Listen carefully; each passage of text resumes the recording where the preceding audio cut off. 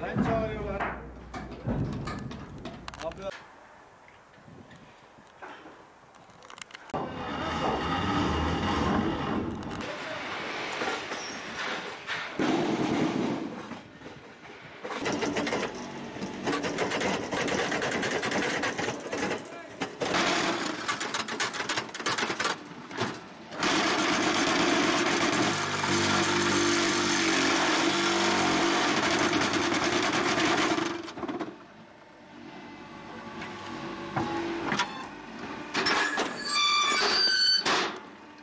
Hükümetin yapmış olduğu bir uygulamaydı. Hükümet dedi ki evi olmayan, evsiz olan insanların kolay ev sahibi olabilmeleri için kredilerde bir indirime gitti.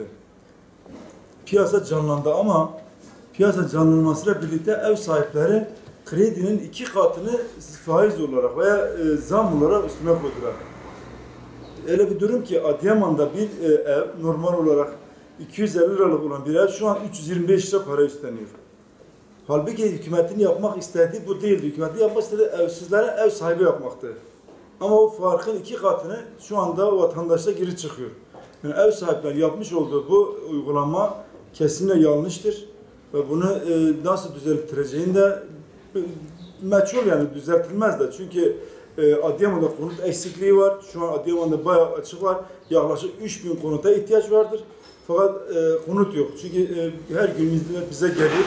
Biz rehber emlak olarak bunu ihtiyacı karşılayamıyoruz. Çünkü yeterli sayıda ev yok piyasada. Üretim olmadığı için şu an müteahhitler yeni temel atmaya başladılar. Bu da yaklaşık 1 sene sürecek.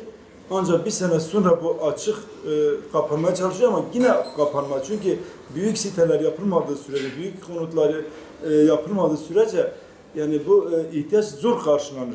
Ama şu anda yoğunluk Yeni Mahalle Cumhuriyet Mahallesi'ne yüklenmiş. Maalesef orada da daire fiyatları aldı başını gitti ve insanlar mağdur olmuş.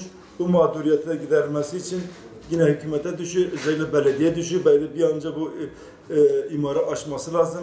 İmar açılmadığı sürece arsalar fiyatı yükseliyor, evlerin fiyatı yükseliyor. Maalesef şu anda Adıyaman'da büyük bir sıkıntı var. Hem de bu sıkıntının giderilmesi için de yapılan pek bir icraat da yok. Bir an önce bir şeyler yapmaları gerekiyor. Faizlerin yüksek olmasından dolayıdır. Enflasyonun yüksek olmasından dolayıdır. Yani şimdi ev sahibi enflasyon oranında zam yaptığı zaman haliyle 100-200 lira bir zam yapmak zorunda kalıyor. O zaman ev fiyatları da yükseliyor. Ama şöyle bir sistem olursa, faizsiz sistem, yani Müslümanlar için de bir sistem olması gerekmiyor mu? Şimdi herkes %5, evet faizler düştü ama %5, %6 diyorlar. Ama bunun hiç olmaması da gerekmiyor mu? Yani Müslüman olan bir adam faizsiz bir sistem üzerinde Müslümanlar için de bir hak gerekmiyor mu? Faizsiz bir sistemin olması gerekmiyor mu? Arsa fiyatları belli şeylerde yüksek, bazı yerlerde Cumhuriyet Mahallesi'nde veyahut da Bahçelievler'de fiyatlar düşük. Ama hepsi devletin belediyenin bir plan verilmesi gerekiyor. Yani mesela arazinin çalışmadığı yerler daha fazla çalışması gerekmiyor mu? Mesela Karadağ'ın eteklerinde falan çorak arazi daha imar verilirse daha iyi olur. İmar kapalı olduğu zaman, her tarafta kapalı olduğu için mecburiyetten yükseliyor. Şu an hiç ev bulamıyoruz, fiyatlar çok yükseldi. Yani bunun nedeni krediler düştü, halk fiyatları yükseltti. İkinci bir neden de yaparken girdiler çok yüksek. Mesela yapı denetim ücreti olsun, işte resmi evraklar olsun, arsalar olsun çok yüksek. Yani buna en az da belediyenin şu Adıyaman'da yeni açılan yerlere faaliyete bir an evvel geçirse biraz arsa fiyatları düşer. Ve ev fiyatları, evler çoğalınca ister istemez düşer yani. Başka bir yolu yok bunun. Ya Adıyaman'da mesela kentsel dönüşüme giren mahalleler vardı. Evet. Daha önceki dönemlerde bunlarla ilgileniyordu ama şu an durdu. Yani onları bir an evvel gereken yapılsa, ilgililer gerekeni yapsa, bu mahalleler yıkılsa alan oluşacak. Alan oluşursa da işte biraz ev fiyatları, evler çoğalınca düşecek ister istemez. Şu an müşterimiz geliyor, daire istiyor, bulamıyoruz. Bulduğumuz çok yüksek. Kredi düşse kim olur? Yani halkın cebine yine fazla çıkıyor. Yani milletin alım gücü yok. Yani ben bir nedeni bulamıyorum. Yani maliyetlerde de bir değişiklik falan olmadı.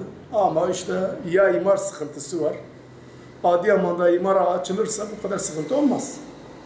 Yani yer bulamıyoruz. Önce %35'le 30'la kat karşılığı yer yapıyorduk. Şimdi nereyi soruyorsak %50 diyorlar. Önce bulvarda %50 ile millet yapıyordu. Şimdi ara sokaklar yine olmuş %50. Yani yer yok. İşin başı yer yok. Krediler, millet zannediyor ki krediler düştü. Yani bir avantajdır ama avantaj değil. Bu yine sonuçta bu paraları alıyorlar. Bankalara borçlanıyorlar. Allah yardım etsin. Nereye kadar gider bilmiyoruz. Peki Yani yoksa dairelerin fiyatları yüksek.